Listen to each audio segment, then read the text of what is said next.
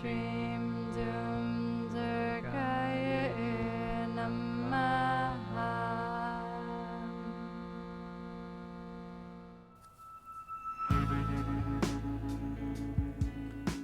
Welcome to Study Buddy, meditation philosophy for the heart of your practice. This is a live online discussion of ancient yogic texts amongst meditation practitioners in the Shambhavananda Yoga tradition. My name is Acharya Satyam. I'm a resident teacher at Konalani Yoga Ashram in Hawaii, and I welcome you with love and respect. All right. Welcome, everyone. Namaste. So good to see you. Welcome to season 2 of Study Buddy. It's sort of a new season. There's a little bit of a different flavor to our work. We've got a back-to-back classes for this season. The idea being that we're going to present material, discuss it, meditate with it, but then actually work with it throughout the week, and then come back next week and sort of talk about our work. You know, maybe you had a chance to read the Sutra. Maybe you literally incorporate it into your meditation practices. You know, like Anandama was talking about having that Jedi experience last week. That was fun on Marco Polo. And so that'll give us a chance to also meditate a little bit more, always fitting that in. We'll even have a chance for more reflection time. And I think, you know, essentially what this sort of new season represents is sort of stepping up to where Babaji's asking us all to go as students, you know, to really bring it into our life and to make this space that we're sharing right now, really productive for our growth, and to really start to engage with each other in this space, so that we're all a part of this process, you know, that it's not just sort of one way, like coming through your screen, you know, but it comes back and then it goes to this guy and over to that person and down here, right? Look at all these different boxes.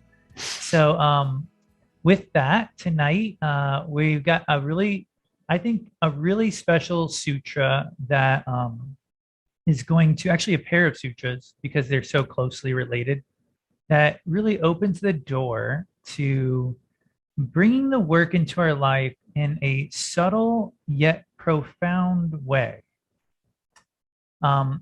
Starting to pay attention to this big, vast space of reality that occupies the time after starting a project and the time before the project ends. It's called the maintenance period of reality. And according to the Sutras, this huge swath of space occupies the biggest portion of reality, and simultaneously is the least conscious for us as yogis and as individuals. So tonight we're going to talk about how to bring more awareness to the maintenance aspect, to the middle space of your life in practice. So before we do that, let's get grounded into our seats and into our breath with Abhaya. I'll pan over. Hi, everybody. Can you hear me okay? Happy Navaratri. So fun that we get to all be together on a holiday, and so nice to see a lot of faces that I don't always see on Thursday. So welcome. If you haven't been here in a while, or if you haven't been here before, you chose a great day to join in. So let's start by connecting to our breath flow. And if it's comfortable, you can close the eyes or gaze at a single point. And let the breath be smooth and relaxed, so it doesn't feel like you're taking the breath or drawing it in, but rather allowing it to come and go without grasping.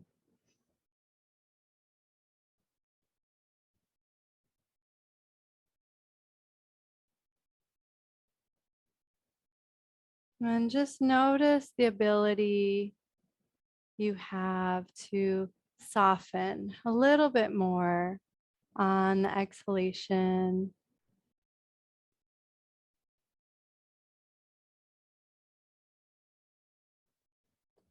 Maybe you even notice a physical softness as the shoulders can release any gripping or tension. And then maybe there's this subtler softening of letting go the rest of your day, any worries. And just giving yourself the opportunity to arrive in the present moment, fully grounded in your physical body and beyond. And just as gently as we've been working with the breath, we'll add in very, very gentle movement. And so place your hands on your thighs. And with your next exhale, keep your hands where they are, but drag the hands forward just a little bit and notice what that wakes up in the shoulders and the core, really gentle. And then as you inhale, drag the hands back towards the hip creases and notice how that changes what's happening in the arms and the spine. With your next exhale, hands push forward. Maybe the spine ever so gently rounds forward evenly. And on your own pace, you'll inhale, drag the hands back, and notice how you can lengthen the spine, arching the other way really softly, almost as if you're trying to create more space for the breath in the lungs. And repeat this at your own pace.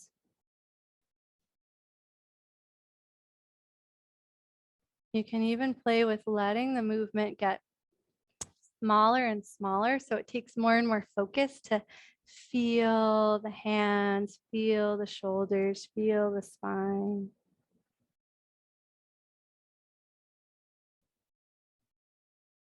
And then let the movement get so small that you're just finding your way to a neutral spine.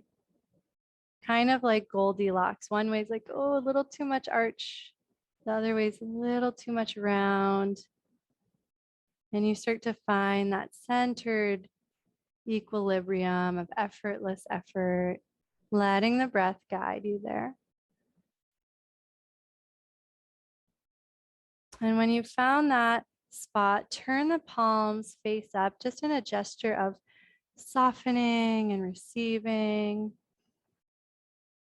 Let the breath continue to flow naturally and see if you can just land in your physical body so comfortably that you can start to let it go.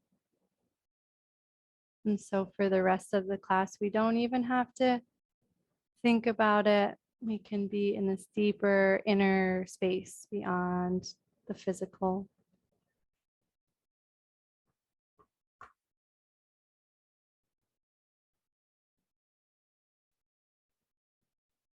Thanks, Abaya. So let's take that right into a little bit of Sanskrit pronunciation for our sutras. We've got 2 tonight. Let's just take it piece by piece. Prāṇasamācāre.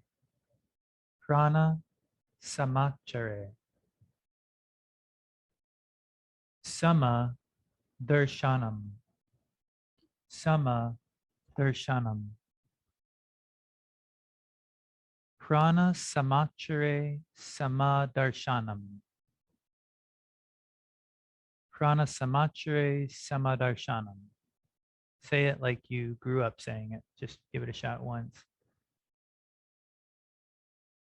Oh, you guys need to see it. You can move that. Can you read that? Okay.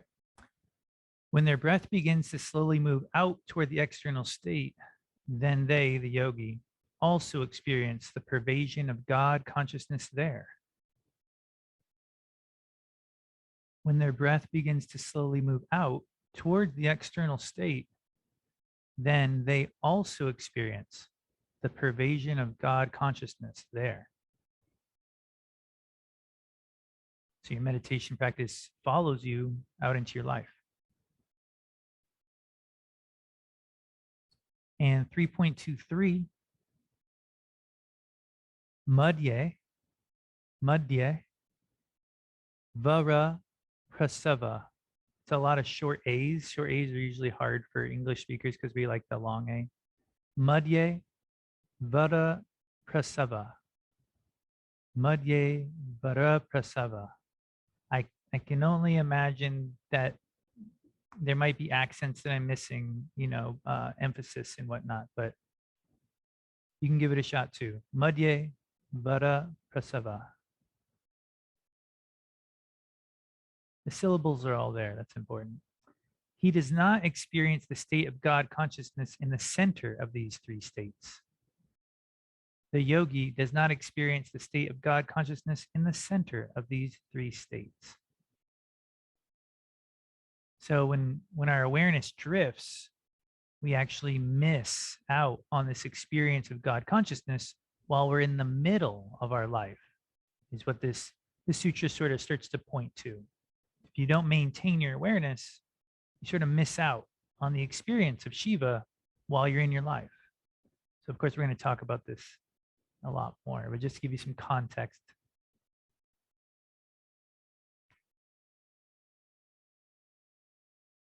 Okay, so let's dive in to the approach to these sutras. And I do want to say special welcome for anyone who this is their first class. Very exciting. So thank you so much for joining us. I know some people have joined us right after finishing our upper level training, yoga training. So that's amazing. It's like a lot of online time. Thank you for being here. So let's jump in. So all of manifestation is undergoing a three-part process. Okay. These are called the Acts of Shiva. It's basically defined as there's a creation phase, a maintenance phase, and a dissolving or dissolution phase. Okay, so this goes all the way for the biggest stuff in reality, like literally our universe expanding and then one day dissolving, or look at it in a smaller scope, the day the sun rises, it maintains overhead for a while, then it sets, or even just something as simple as, a fruit comes into existence and then dissolves back into the earth. Everywhere you look, this three-part process is going on. Now, if you sort of zoom out a little bit and just and think about it, the maintenance phase is by far the largest of the three. I mean, in just the simplest terms, you might build a house in a year. You could probably tear down a house in a month, but you live in and maintain a house for decades, if not over a century, in a well-built home. And so this maintenance phase actually occupies a majority of reality. But it's actually where our minds drift the most. And it's where our awareness drifts the most. Swami Lakshmanju talks about this back in Sutra 2.10. He has this quote that always stuck in my head because I think it's the only time in the whole text that the word crisis is in the Shiva Sutras text. And I was like, wow, this is really important to him. He says, losing awareness happens to all yogis. It is the great crisis in the yogic world. All yogis generally experience this state of losing awareness. So if there was like a yoga news channel, it would be like breaking news, like so-and-so lost awareness during meditation. So-and-so did dishes while their mind drifted onto some other task. People chit-chatting while chopping wood. It's like losing awareness is like what we talk about. So this is not only common. It's funny. It's been common forever. Losing awareness during this maintenance phase, during this big part of our reality, has been happening since people beginningless time. As the Malini Vijaya Tantra, which is a text that predates the Shiva Sutras, tells us. And I'm going to have someone read this text. You want to call on someone? Sure. I'm so excited to see Jen. Jen, do you feel up for reading the quote that's on the screen? I'm excited to see everyone, but I haven't seen Jen in a while. Yes, I will try. Oh shoot, it just went away. Hold on. Let me pin you. Hang on. Right. There we go. Yeah, hi Abaya. Hi Satyam. Hey, I know this is a long quote, so take your time with it. Okay. It's a mouthful. Maintain. Due to the impressions he has of what others think of him or expect for him, and of his wanting to help others, to satisfy them with boons, he may lose his temper and become careless and uneven-minded, blocking his flow of God consciousness from the center of the three states of waking, dreaming, and deep sleep.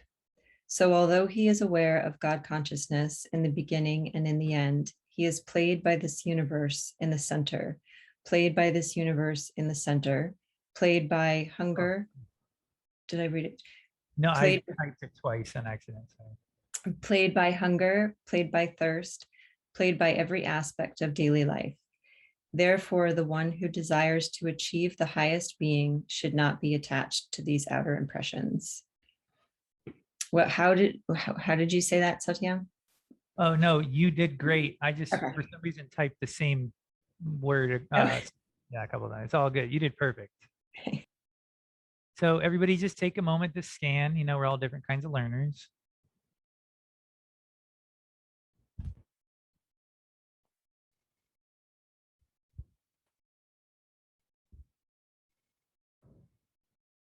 So what pulls us away from our center? Everything. Just trying to help people pulls you away from the center, you know? Obviously, drama can pull you away from your center. Hunger, thirst, your thoughts, everything is pulling us away from center, you know? So this is our work.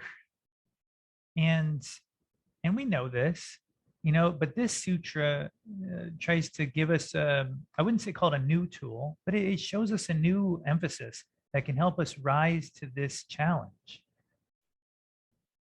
And how I'd like to sort of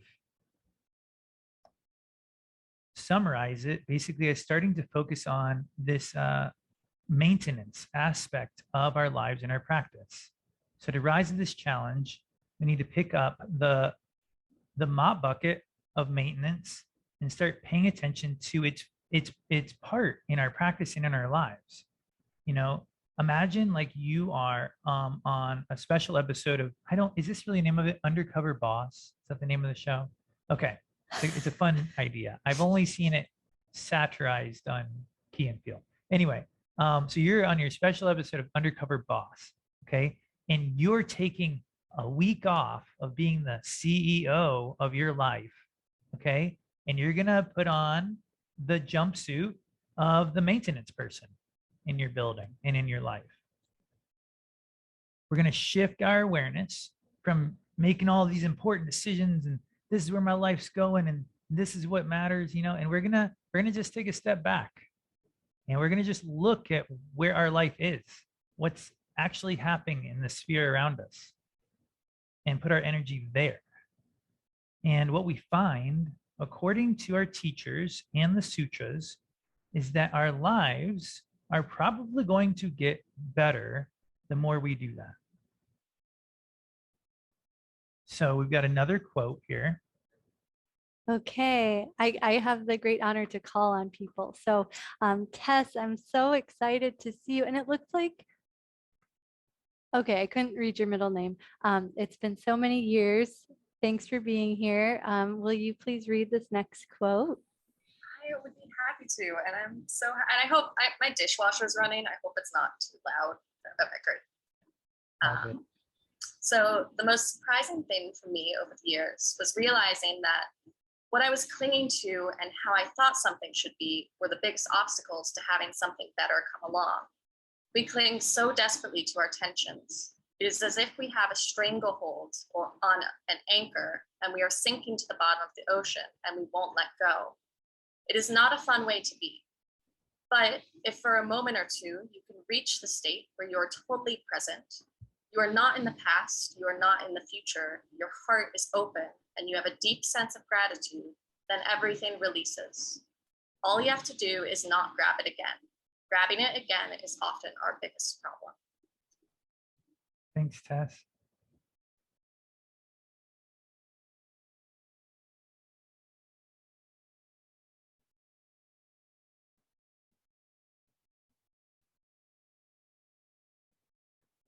So it appears that our CEO status in our life is itself generally our biggest limitation.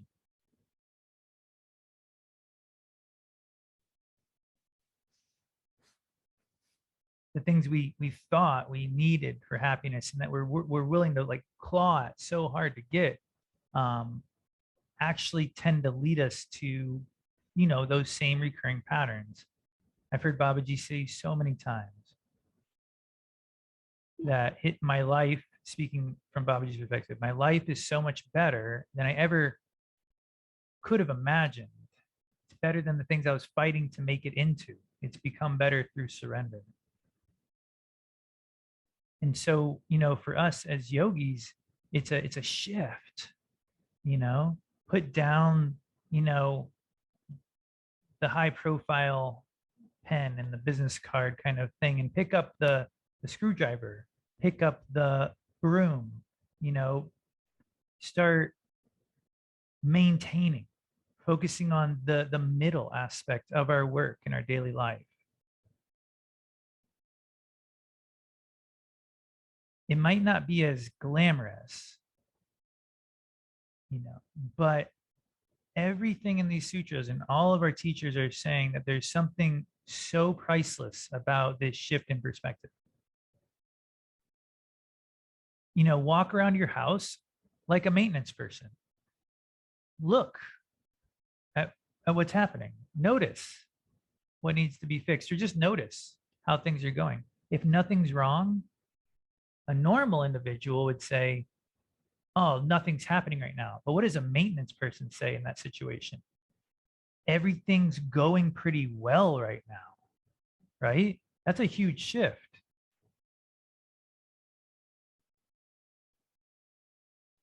That's a practice of contentment. That's called santosha in the Yoga Sutras.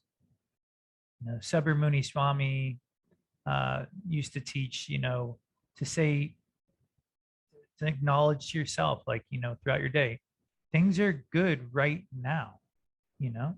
And so that's the shift that we're all capable of really starting to take part in. And it's this sort of step back a little bit into what you might consider to be the background of your life. But what is that background of your life?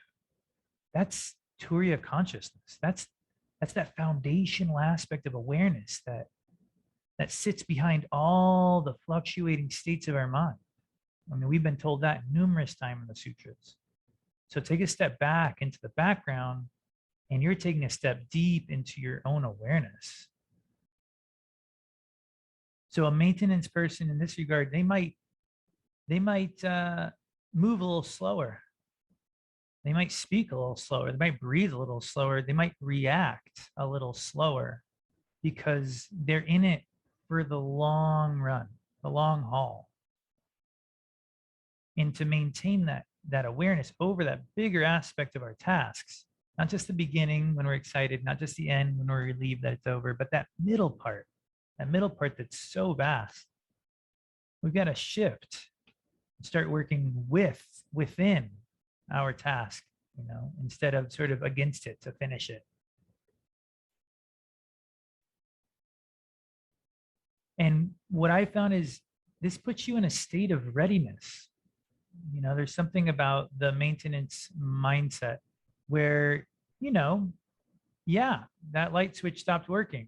I'm there, I'm working on it, you know, or yep, something's not going the way I planned it. That's our job. That's what we're here to do. You know, you're just constantly just working with what's coming up, not getting too far ahead of yourself. Oh, I should, you know, do this. It's like, no, you have this task right in front of you. And so it's a very present, very active kind of state of being. because these distractions that the Malini Vijaya Tantra was talking about before, they're real. They were real 2,500 years ago. They were real 1,000 years ago. They're real today. These distractions really do pull us off center, and the distractions really are real. There really is something you need to fix, or there really is an issue you need to attend to, or you really are hungry, you know. But it's how we work with those distractions that determine whether they pull us off center or whether they become fuel for our growth, right? And so you might wonder, did I see a hand? Sorry. Yeah, Dharma, go for it.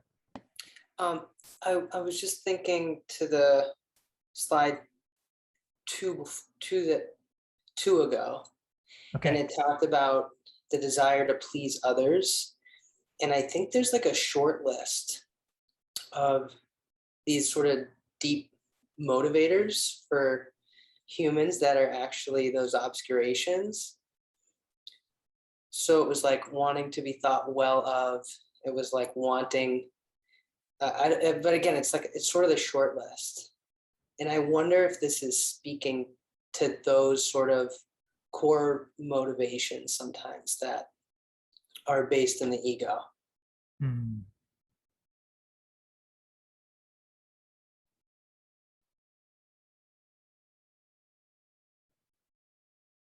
Yeah, I think that's something to play with this week, you know, in your practice, to really work with it, you know, to want to, like it says in this quote, right, to actually want to help others or to satisfy them with gifts of some kind can actually pull us off center, can actually, you know, like Babaji often says, the first rule of life saving when you're training like to be like a lifeguard is that like when someone's like really struggling and you come up to them, they're going to try and pull you down just to get that breath of air, like, you know. And so it's as a really good lifeguard has to be centered, has to be very centered as they're trying to literally help someone, and they have to maintain that center the entire time in order to actually be effective. I think a lot of times we think, I'll just do this thing and then everything will be okay. But it's in reality, you know, we're actually responsible for a little bit more than that, you know. Doesn't mean we can't perform the same task, but we can't perform it at the expense of our own internal awareness. I know it's asking a lot, there's no doubt, but start small, right? Like, I mean, you have kids and they're constantly asking of you, you know, and it's like, you probably go through this kind of thing in your day quite a bit. If you maintain your center while you support them, you feel very different than if you're just trying to like fix the situation kind of externally.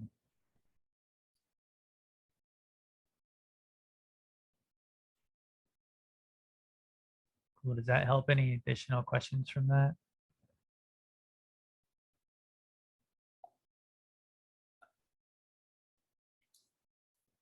Okay. Right on. And kudos to Dharma for just raising his hand. I got a few more slides, but we by no means ever need to finish the whole thing just to get to a few slides.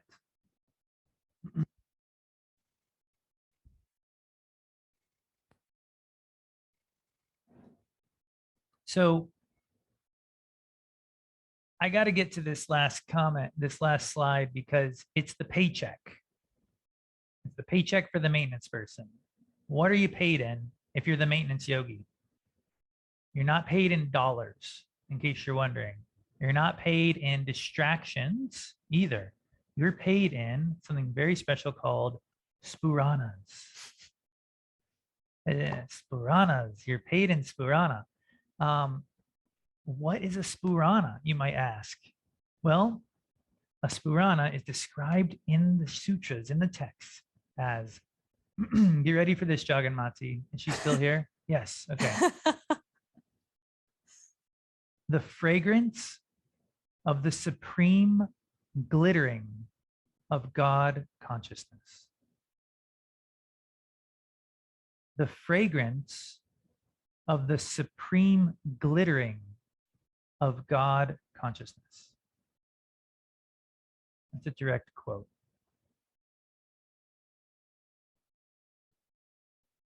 So that is what is directly deposited into your energetic savings account every week when you show up as the maintenance yogi.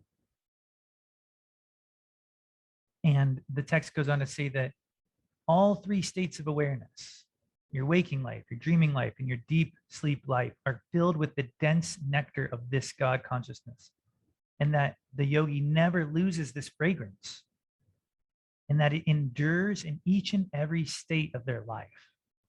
It's pretty cool. I think it should be noted here that Faith talked about Rudy in this way in her book quite often. She always said Rudy smelled great. I know that's sort of mundane, but it's real. She wrote it. She said, he hugged often and he smelled great, like the incense he burned in his Oriental antique shop. Or when she wrote, my primary feeling of the city was Rudy, and Rudy always felt and smelled fresh as a baby. So is Sphurana a physical smell? I don't know, but I know it's real. I know that the teachers, it seemed to be really out of focus. There we go. I know the teachers had it, and I know that it's the promise of the experience of our reality when we dedicate ourselves to this different type of work. And so we can pause there for a moment, and we're going to do a little free writing exercise. So I hope you have the pen and paper. I try to put it on the screen in the beginning. If you don't, it's okay. Run, whatever, or just chill, and you can just visualize you're in the air. But the idea here is free writing is a way to get out of your head and get into your heart, and let yourself work with jnana yoga, the yoga of this sort of fusion of wisdom and practice. And so you've been sitting here for about 20 minutes now, I think, and you've been listening to philosophy, you've been reading quotes, visualizing this glittering God consciousness. And I want you to just take a moment right now to feel in your heart with a couple of breaths, just feel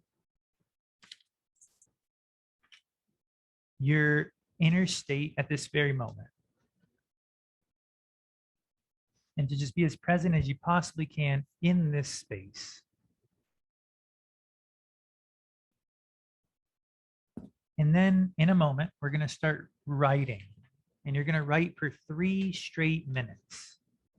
And you're not going to think about what you're writing. You're just going to write. But you're going to try and maintain that connection to your heart that you feel right now. It's all you got to do. You can literally sit there and write, I don't know what to write, for 3 minutes if you want, as long as you're feeling your heart while you write. Okay, so we will start writing. And I'll just add, you won't start writing. This is just for you. Oh yeah, thank you. You don't have to read it. You don't have to share it. So just unload any weight or pressure and let it be really organic and natural. Thanks, Abaya. That's a good point. Okay, and give it a shot. 3 minutes.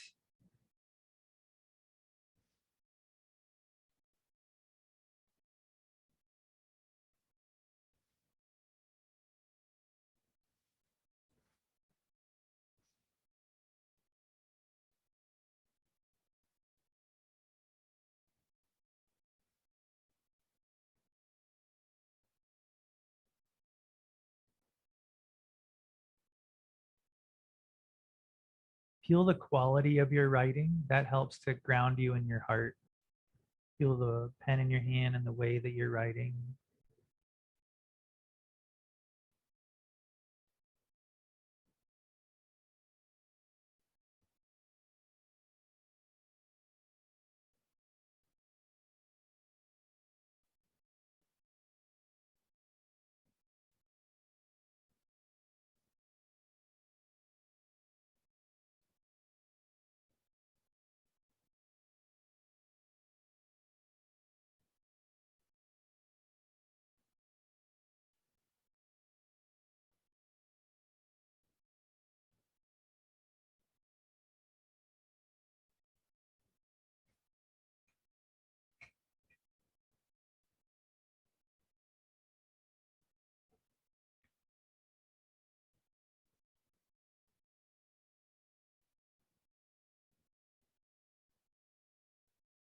We're about halfway. Just keep writing. It's okay.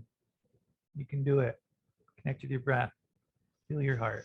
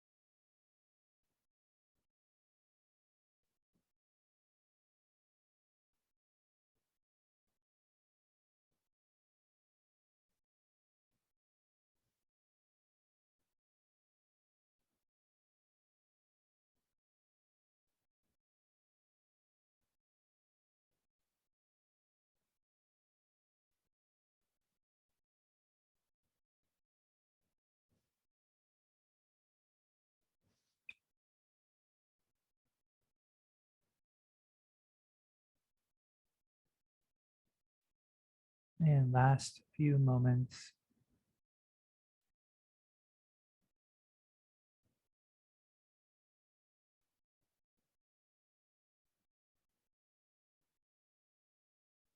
And then just let yourself finish the sentence you're on. Put the pencil or pen down. Take one breath to just sort of step back from it.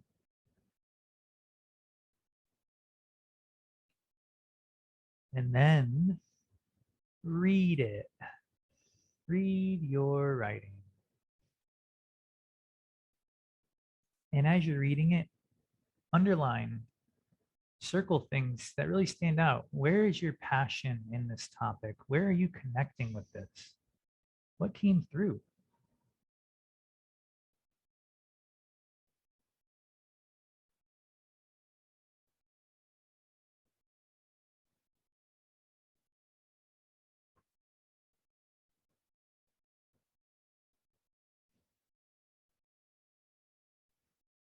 And for our last piece of this puzzle, circle one keyword. Or if it really wasn't on the page, you can make it up. One word that sort of encapsulates the experience. Put it in that chat box. And I will read them as you write them in the chat box. We can read them together if you want. Sort of nice. Okay.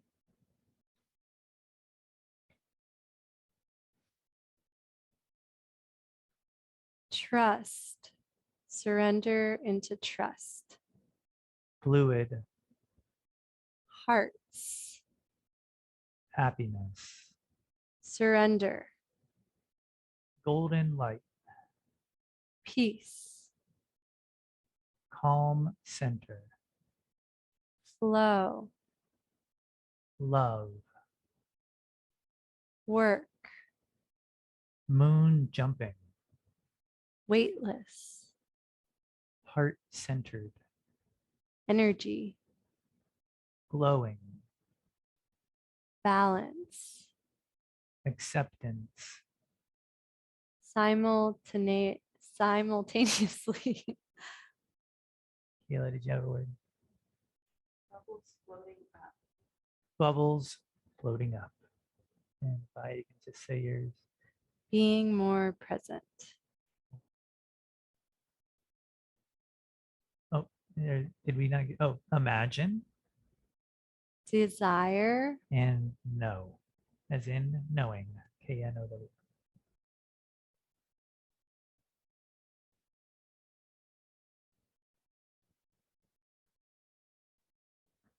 See how much you had to say about that topic? It's just a matter of sort of uncorking, right? Just letting things flow and working with it right where you're at. You know, and that's sort of like this sort of maintenance perspective where you don't really have to create so much. You don't have to edit or dissolve so much. You just sort of got to be where you're at with the topic, be where you're at with the activity. And there is so much there. I mean, look around the room you're in. There's so much everywhere. You know, do we really need to spend all of our energy creating and dissolving? It's like,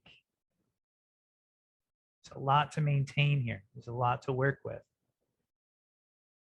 So with that said, sorry,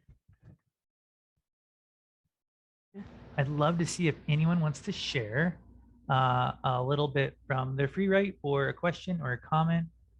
Surprise yourself. Oh, I see a hand. I think a walking hand there at Eldo. Please just, by all means, just unmute and go for it. Hey, well, two things. So first, when you brought up the slide that had the creation, maintenance, dissolution, the first thing I thought of course, because of Navaratri, is Saraswati, Lakshmi, and Durga. That's kind of their cosmic function in each of those. But I also like to study lots of goddess traditions, and there's a tradition where those same functions are carried out by a group of goddesses called the Fates. And the Fates, they're three women, and one is the spinner, one is the weaver, and one is the woman with the scissors. So I like that visualization of those three functions. So that really struck me. And the other thing I was thinking is that those three functions are not really separate, because we think even in the maintenance phase that we might all be in, our minds are constantly going through all three of those functions throughout the day. We constantly have thoughts that are created, maintained, and dissolved all the time. So it's like they're kind of interwoven all the time and not separate.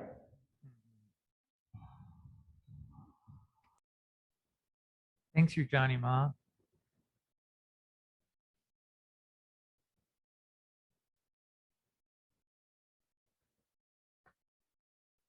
Yeah, I just a quick comment on that last aspect. I definitely, it's almost impossible to you're right, to tell them apart. It feels like there's so many creations and dissolvings going on all the time that you're right, they do seem to overlap tremendously.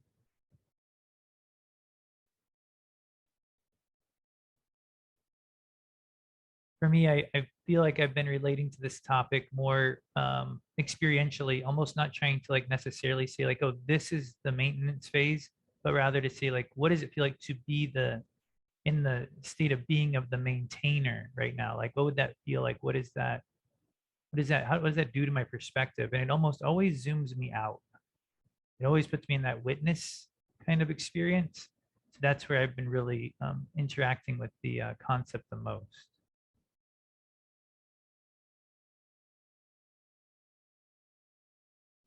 Any other comments or questions? Or yeah, Anandama. So I've been just this last week reading about the 5 acts of Shiva. So I thought it was really interesting you brought that up. And I heard instead of the term dissolution, in one of the texts I read, they talk about it as reabsorption. Sure. And really seemed to connect more with that phrase, that because it's reabsorbing into Shiva to get ready to create again. So, and then the second comment I had was my practice around this staying centered. When my dad was really injured and needed surgery, and I was laying in bed the morning after doing my gratitude practice, and then I started going into Om Namah Shivaya, because it was really, I was really, really pulled off by all my very deep samskaras. And I realized that as I'm saying Om Namah Shivaya, that I'm saying it, but I really wasn't trusting in it. You know how like you talked last week about letting go of the tool and going into it, that to let go of it, I needed to actually take this leap and trust in this. And it was really a very profound moment for me to realize what I wasn't able to do, which made me very thankful that I had the practice to be able to realize that.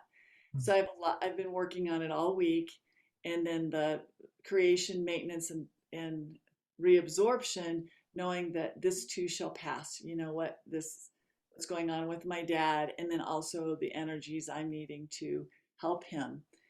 and change my life around this. But it's this leap of faith and trusting in the process. It's been a real challenge, unexpected how much of a challenge it is. Yeah, I feel the same way. I really love my parents as well, and currently my mom's going through some stuff, similar, and it's just I'm so grateful that I have the medicine Buddha practice to be able to put my energy in a direction, that really sort of funnels it, because externally it feels like endless. It's like, oh, all these things I should or could be doing at any given moment. When I'm like, okay, well, first put it into this mantra, first put it into visualizing this individual in health, and then see what you want to do to help. Because most of the time, if I do that just a little bit, I feel like I'm really helping. I'm like, oh, this is much better.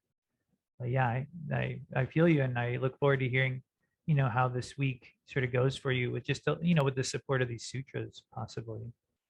I look forward to it too. All I know is I'm not enlightened yet. Yeah, that could pretty much be all of our books.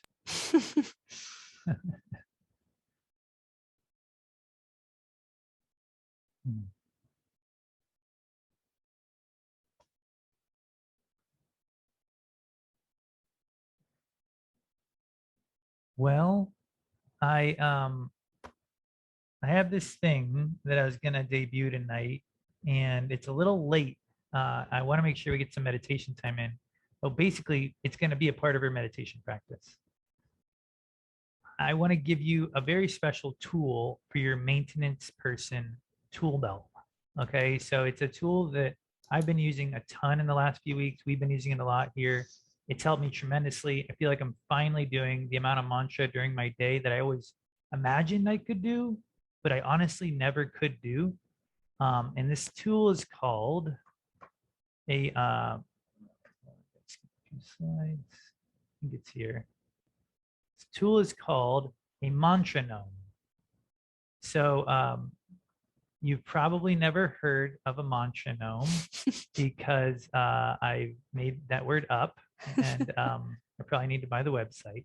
But a mantra gnome is basically a metronome that's strategically calculated so that you can do mantra with it, and there's space for your breath, which is critical. I found that if you can't breathe when you're doing a mantra repetitively, you'll stop way sooner than if you slow down and actually take breaths.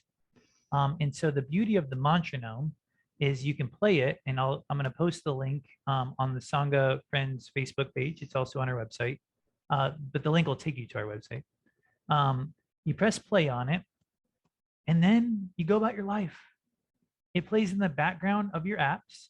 You can be on another website. You can even turn the screen off and have it in your pocket, and it keeps playing. And it's very subtle. It's very quiet. And usually you're the only one who can hear it. Like I was at the store yesterday at the checkout, and I had it playing in my pocket, and there was a sort of a weird encounter with the person checking me out. And I just kept doing my mantra, and it ended up being like great because I didn't like react to stuff. And anyway, you'll have a different experience and a better one, for you. But I put together 3 of them. There's a Ganesh mantra gnome, and you do about 500 Ganesh mantras in an hour and a half. There's a Shiva mantra gnome where you do 1,000 in that same amount of time because it's a little shorter. And then I did a special edition Durga mantra gnome. And in 3 days, I'm going to release the Lakshmi mantra gnome and then Saraswati. And so I've been doing Durga, and that's what we're going to do tonight together. So we'll do it together for a little bit. We'll meditate for a little bit. Gosh, class is just flying by. And then I'll post the link in Sangha Friends, but you can also just go to our website. It's under the practices and podcasts section, konalaniyoga.org. You can't miss it. Go to the guided meditation section. But let's give it a shot, and I'll stick around after class if there's questions. And I'll just jump in as an outside observer to the mantra gnome. At first, I thought it was a little strange. It was like, oh, okay, Satyam's doing another experiment. And literally when he's in the same space, maybe we're doing cleanup the mantra num's going, and I'm doing the mantra with it because it's like you can't help it. It just like naturally arises. And then he leaves to go do work somewhere else. I like miss it. I'm literally like, oh, like I'm not doing as much mantra now. And now I have it on my own phone. So it has been really fun. And I don't know if Sphurana is real, but I feel like getting to do mantra all day long, it feels like a little more real, a little closer. So Yeah, I we hope that found inspires it's a great addition you. to the dish room and the kitchen because it lets you do your work and then you can stop, say something you need to say, and then come back to it. And it's so easy. You should play it so they can hear it. Yeah, here we go. Sadhgunath Maharaj Ki Jai. Om Him Shim Dum Durgaye Namaha. Om Him Shim Dum Durgaye Namaha. Om Him Shim Dum Durgaye Namaha. Om Him Shim Dum Durgaye Namaha. Om Him Shim Dum Durgaye Namaha. Om Him Shim Dum Durgaye Namaha. Om Him Shim Dum Durgaye Namaha. Om Him Shim Dum Durgaye Namaha. Om Him Shim Dum Durgaye Namaha. Om Him Shim Dum Durgaye Namaha.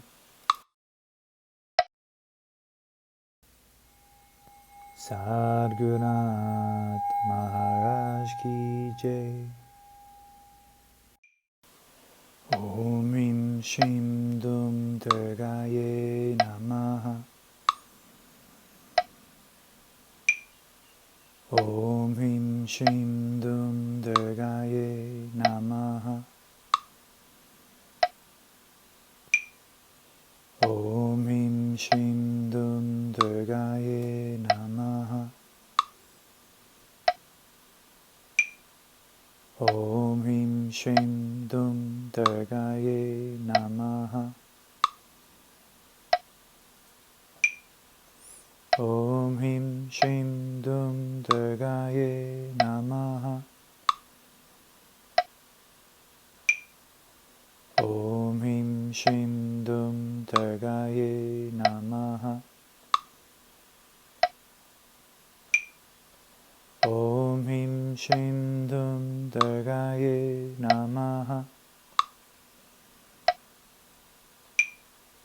Om Him Shim Dum Durgaye Namaha. Om Him Shim Dum Durgaye Namaha. Om Him Shim Dum Durgaye Namaha. Om Him Shim Dum Durgaye Namaha. Om Him Shim Dum Durgaye Namaha. Om Him Shim Dum Durgaye Namaha. Om Him Shim Dum Durgaye Namaha. Om Him Shim Dum Durgaye Namaha. Om Him Shim Dum Durgaye Namaha. Om Him Shim Dum Durgaye Namaha. Om Him Shrim Dum Durgaye Namaha. Om Him Shrim Dum Durgaye Namaha. Om Him Shrim Dum Durgaye Namaha.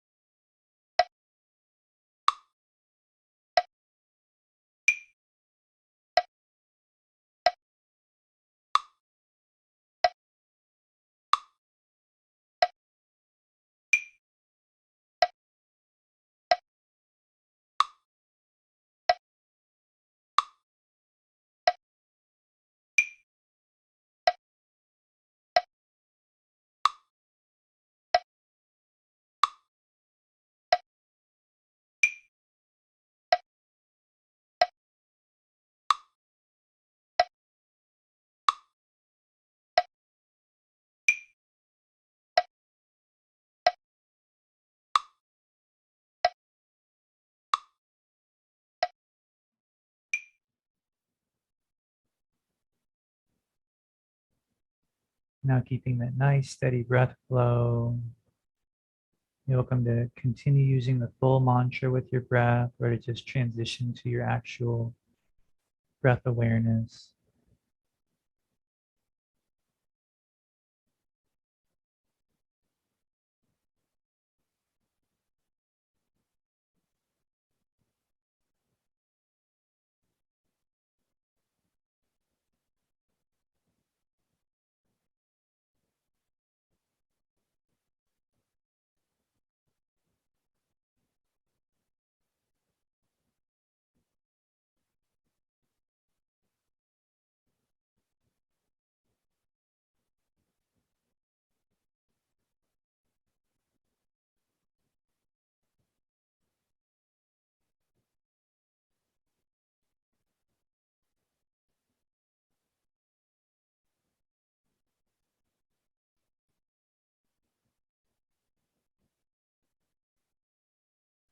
Allow yourself to explore the space of meditation from this perspective of the middle.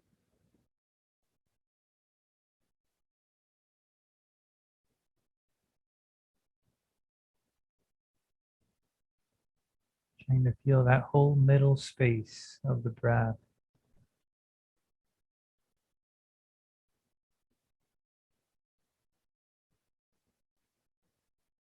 And the experience of that space.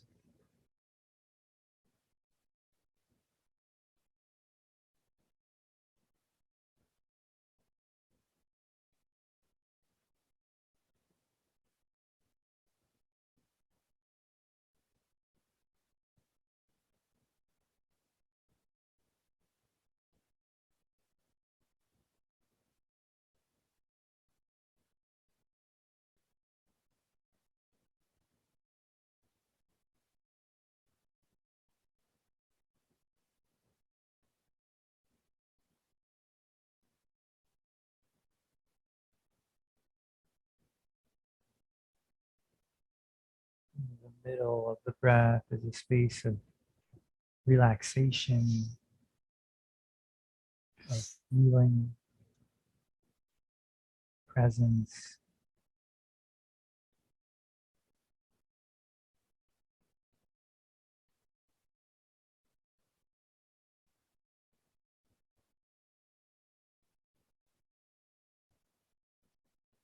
The end points of the breath are also very valuable. Those moments, that vast space between them.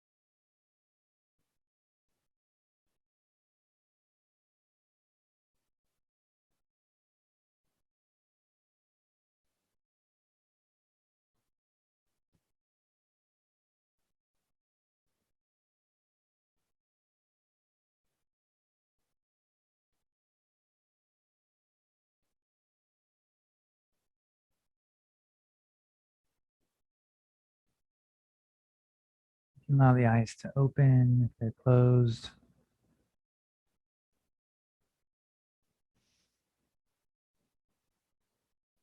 And again, take a step back from the space that you're in.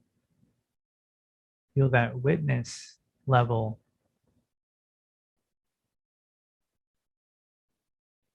And allow yourself to play with that for the coming week. Hopefully the mantra Gnome can serve you in that long term, that endurance level awareness that we're seeking.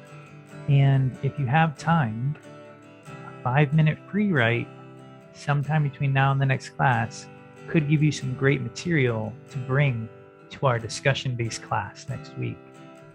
Next week, we're going to be talking about this topic. It'll be the end of Navaratri. So you'll have had like 7 days of mantra Gnome practice, 7 days of trying to really merge with the middle of your practice. And we're going to meet up and talk about it, and we'll have more time to meditate then. Sorry, I got a little clip tonight. But I'll stop there. Namaste, everyone. Thank you. If you're excited about the mantra Gnome, I'll put the link in the chat box right now. Otherwise, you can check Sangha Friends for it. And look forward to hearing from you all next week. Thanks again. Happy Navaratri. Yeah. May there be lots of Sphurana Yeah. in your mantra. There's everything to have Sphurana. Jai Jai Shri Ram Sitaram, Jai Jai Shri Ram Sitaram.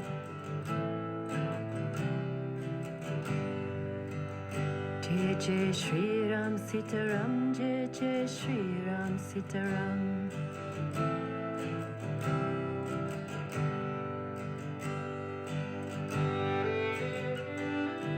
Jai Jai Hanuman, Jai Jai Sitaram.